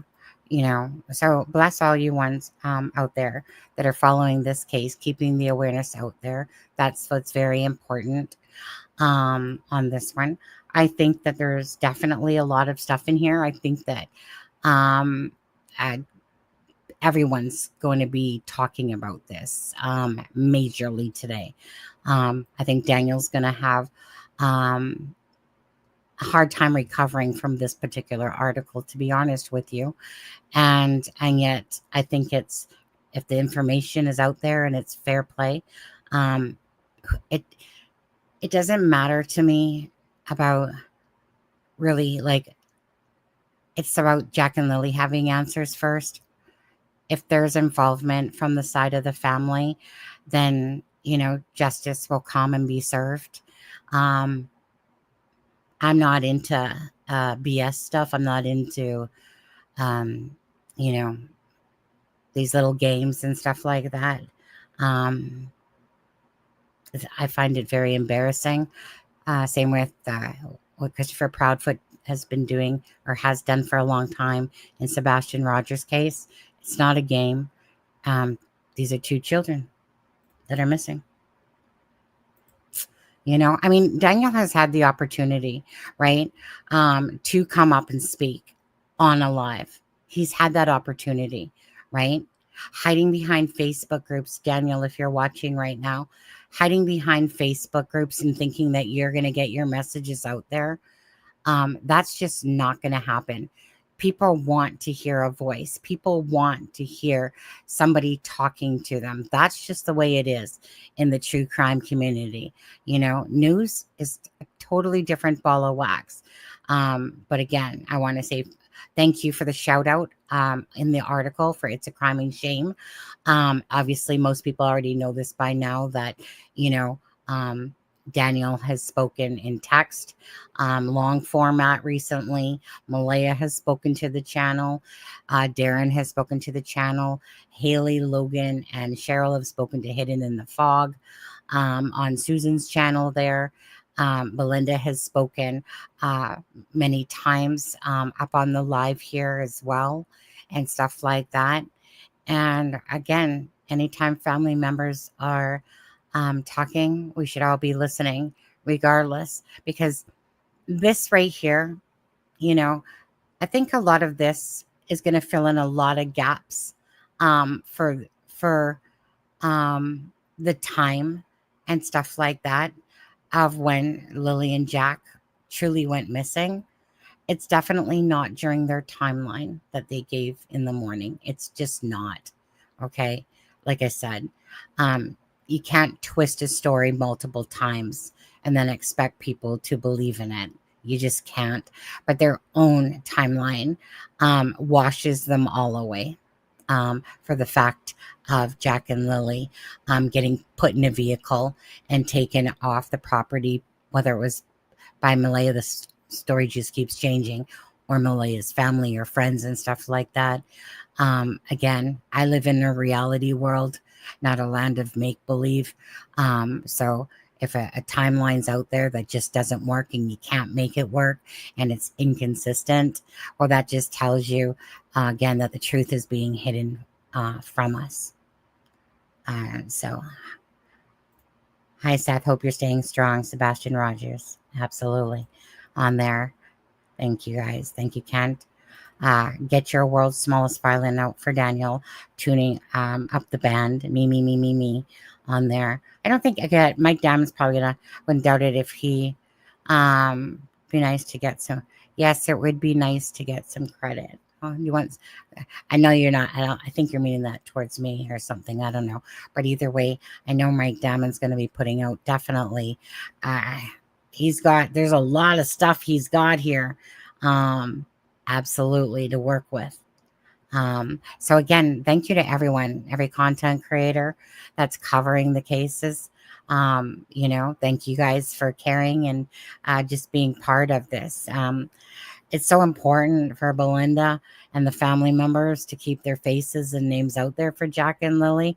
And hopefully that, like Kent says, hopefully there will be another maybe sort of update press conference type of thing soon for Jack and Lily. Obviously the pink blanket and other items, again, are underneath forensic testing and stuff like that.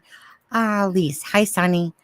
I just sent a second song from Russell McDonald. It's beautiful. Oh, did she do another one? Did she do another one? Let's take a look. Let me just take a look here. Oh, where are Jack? You know what? Well, we're going to have to play this, aren't we? Yes. Hold on. You guys ready for another song from Russell McDonald? That's the one that is Come Home, Jack and Lily. Oh, you guys ready for this? Thank you so much, Lise, for sending me this. Yeah. Oh my goodness. Another song to work with, right? Russia McDonald has been in the chat as well. Again, thank goodness, because I did check it out the first time I was playing her song. I was like, please don't be copyrighted and stuff like that. And so no, she just wrote a beautiful song for Jack and Lily. Come Home, Jack and Lily. And so let's listen to this. Thank you. Okay. Where did it open up? Hold on. Let me just see where it opened up in my thing here. Got too many windows open. That's what I got. There's that. Where did it open up from? Give me a second here again. Let me just go back to my email. YouTube. Let me hit YouTube. Okay. All right. There we go. So this one's called Where Are Jack and Lily? Okay. So again, this is Russell McDonald. Let's just actually go to I'm not subscribed. Russell, turn your head for a second. My bad. Turn your head. Didn't see that. You didn't see that. Okay. So let me see here. I'll drop the link for that. My bad. I hope she didn't see that. Shh.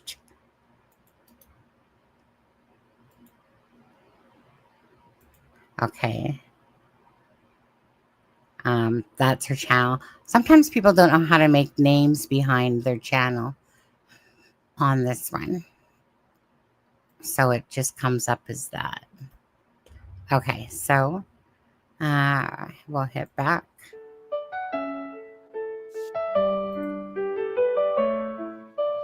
In the woods where shadows lay, Jack and Lily went to play. On a rainy May afternoon, now we whisper hope soft too. Echoes of laughter fill the air, but where are they? We stand in prayer. Oh, Jack and Lily, where have you gone? We'll hold on tight through this endless storm. In our hearts forever you'll stay. With every prayer we send your way.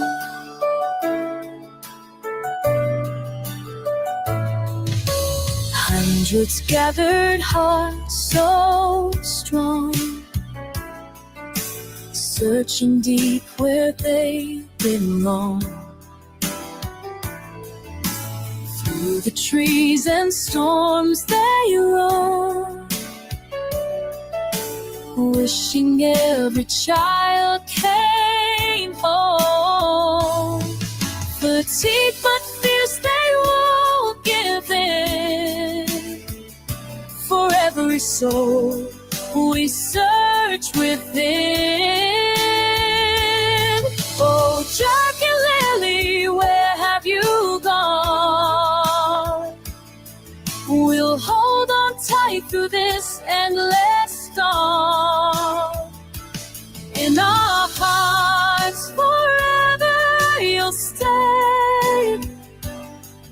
With every prayer we send away. We'll keep the hope alive today. In the silence, love will lead the way.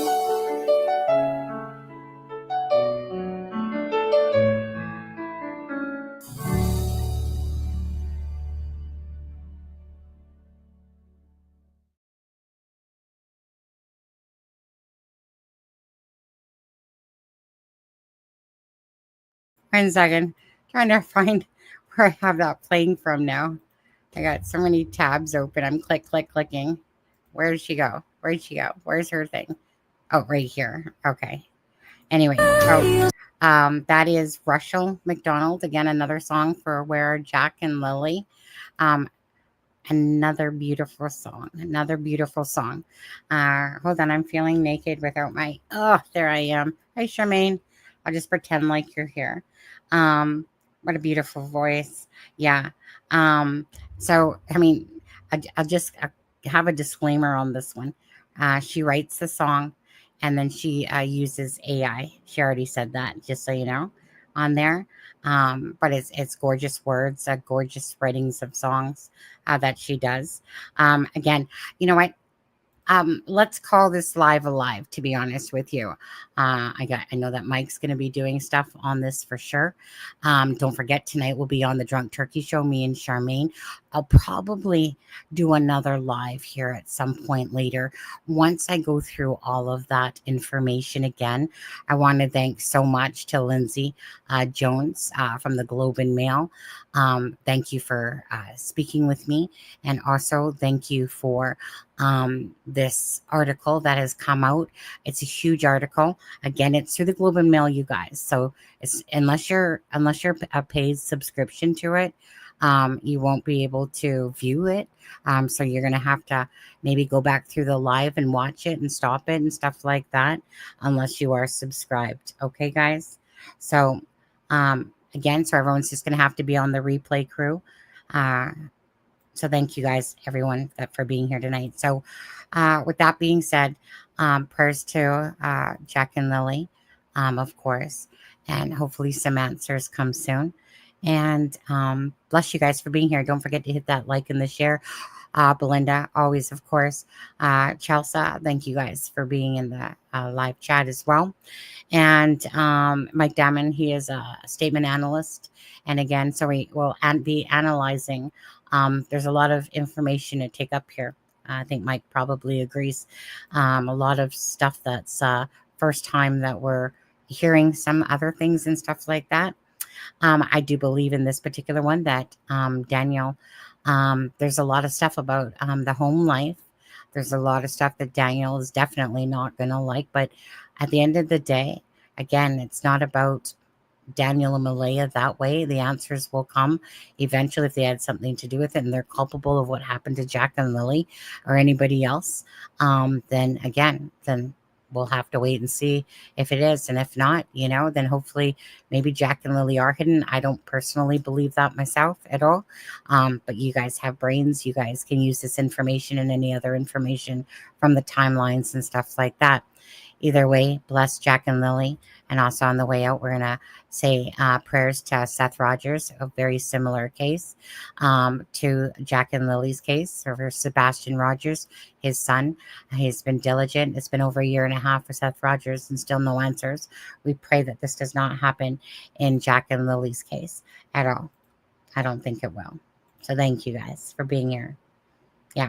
Too bad Charmaine was sleeping. There's no way Charmaine was up at 4 o'clock my time, Yeah. But anyways, you guys, so we're going to end this live. Again, thank you guys for being here and have a wonderful day. See you later on the Drunk Turkey Show. And we'll probably see you later for another live on this channel. That will be 3 lives today. I think I can handle it. I think I'm good. Oh, I got groceries coming. That's right. All right, guys. Take care. Thanks, Kent. Thanks, everybody. A Nordic night, the world is cold. We stand surrounded, we are not alone. Within my reverie, there's only light. Without a number, we stand and fight.